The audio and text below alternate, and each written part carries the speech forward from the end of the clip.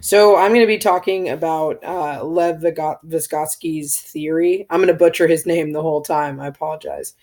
But his theory was that of, sociocultural learning and how it impacted children and their development and their learning.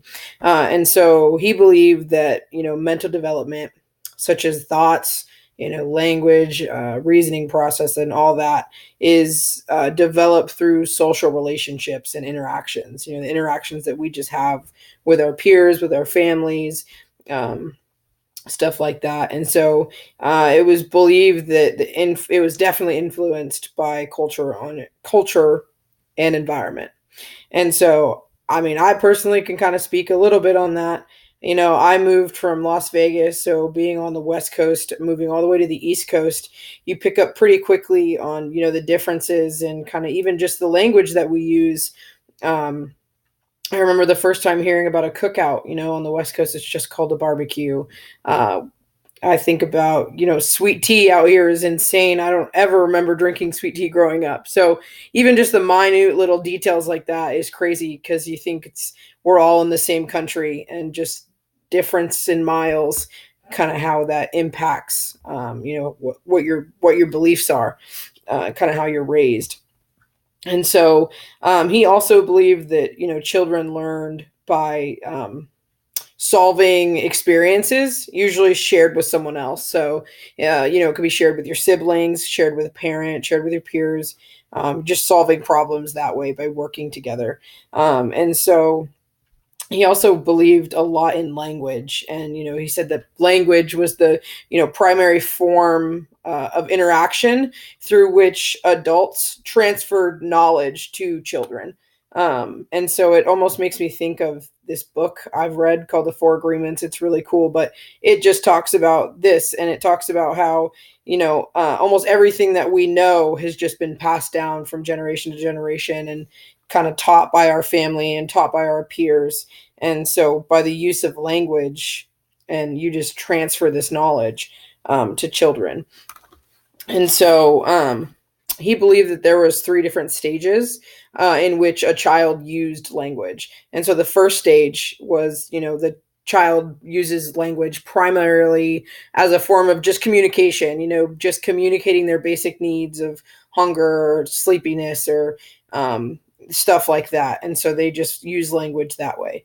And then second, the child starts to practice and use what was called private speech, or self-talk, also known as thinking out loud. And this was used to guide their behavior. So they kind of start to talk to themselves. They kind of start to work out the problems with themselves.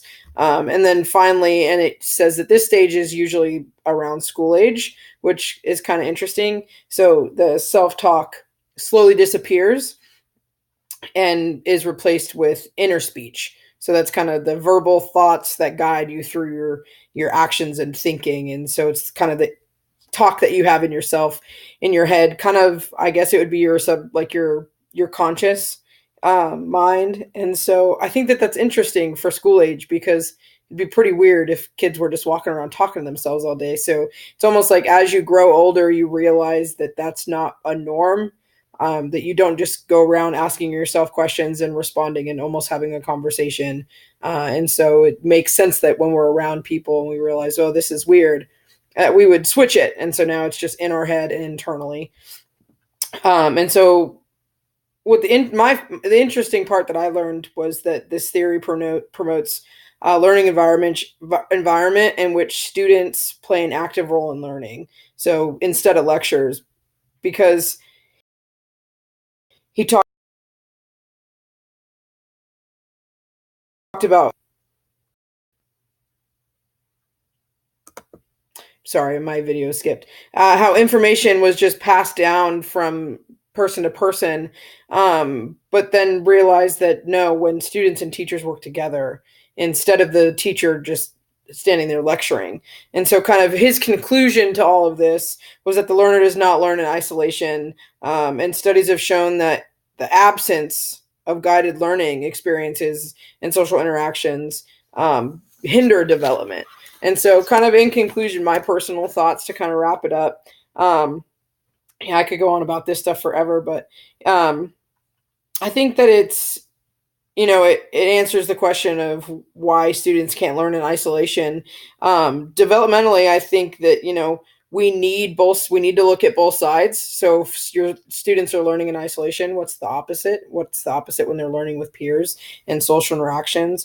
And so I agree. I think that, our development does come from the interactions that we do have with our peers and our families. And it does help guide us along the way. And we learn a lot of, do's and don'ts through these experiences. So I definitely think that, learning with social interaction, not just kind of by yourself or in isolation, is really important to kind of look at both sides.